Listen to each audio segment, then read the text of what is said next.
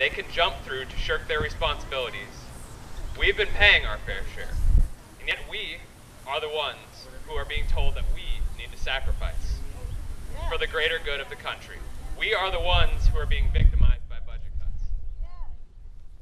Now, I'll be honest, I could stand up here and deliver every figure about how many billions these companies should have paid and how many cuts to essential services could have been prevented if they did. I could talk about GE and Bank of America.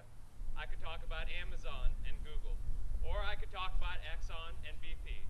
I could do that, but that's not the point, is it? The point is this. They are winning and we are losing. Sadly, this is just another verse in a song we've been singing for years, unfortunately. Although I'm sure I could trace the first ink in this song back much further, it's convenient to start with the use of the trickle-down economic policy during the Reagan administration, when the tax rate on the highest income bracket was lowered from 70% to 28%. Accompanying this decrease were cuts to corporate income and capital gains taxes. Now, this is an aside, but I personally find the premise of trickle-down theory to be detestable. The idea that we overstuff the plates of the rich and big business with the hopes that maybe we will pile enough on that plate that some crumbs will fall off, which we can fight over. Maybe it would work if these corporations and rich individuals didn't keep fashioning ever larger crumb catchers. Now, more recently, we've become all too familiar with the wonders that big business has to offer Americans. We've seen them lead the country into a financial meltdown caused by dubious and contemptible business practices. They used our money to finance their get-rich-quick schemes as an adventure. The worst part is that the same companies that led this downturn masterminded reaching into our pockets a second time to get money to bail themselves out of the crisis they themselves created. Now, the next verse of this tragic song, and this is my favorite, is where the corporations get a ruling that allows them to make unlimited campaign contributions. Now they can pay to put the, quote, best legislators in place and then lobby these same legislators in shady backroom legislative deals to get policies in their favor. I don't think a dictionary could define conflict of interest better than that.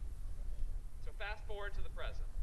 Corporations have been able to get so many tax loopholes in place that they are paying less in taxes than you or I. They are still lobbying Congress on a daily basis to make sure that things remain status quo for them. Instead of corporations paying their fair share, we get told that we need to make sacrifices to shore up the budget deficit. Instead of telling big business to sacrifice some of their profits, our elected officials are siding with them and cutting services for the exact group of people who can't afford it. Through it all, the most bewildering thing to me is that some Americans are still more aware of who is going to the next round of American Idol than the great atrocities which are being committed to the middle and lower classes and to our Constitution.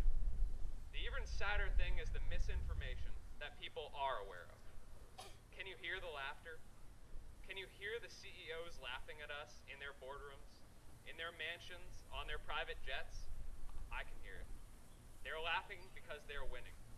They have shown us that they can do whatever they want to us, and we will roll over and take it. Sure, there are a few squeaks every time they step on us, but nothing to tarnish their well-polished shoes. They have shown that as long as we work within the system, within the institution which they have already rigged, we have already lost. Make no mistake, we stand on the precipice. There are hard times ahead, but I want to reassure you, there is hope. I see hope in each and every one of you. I see hope in the fact that truth is still available, hard though it may be to come by at times. I see hope for a different kind of world, a different kind of change. I see hope in the change which Egypt has made. They showed us that a group of people working together through non-violence can bring about enormous change through stout resolution. We do not have to look halfway across the world to see an example of this, though. Let us not forget the freedom riders who departed from this very city 50 years ago with the goal of ending policies of segregation during the Civil Rights Movement. They sought to be a voice for a marginalized people and a light in the darkness. These individuals faced violence and persecution, but they, together, changed this country. I see hope because I know that each of us has the power to make a difference. Not as part of an institution, not as a cog within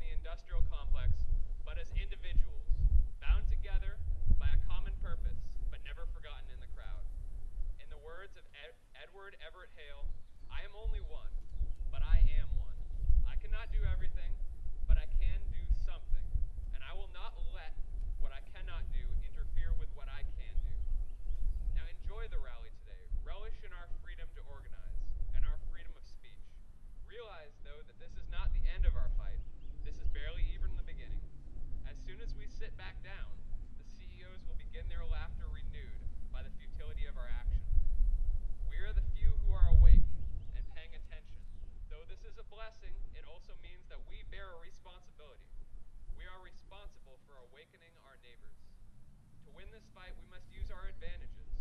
While they are few who hold much, we are many. While they use misinformation, we must use truth. While they fight with violence, we must counter with nonviolence. As a community bound together with a common purpose and fervent belief in the possibility of a better world, I truly believe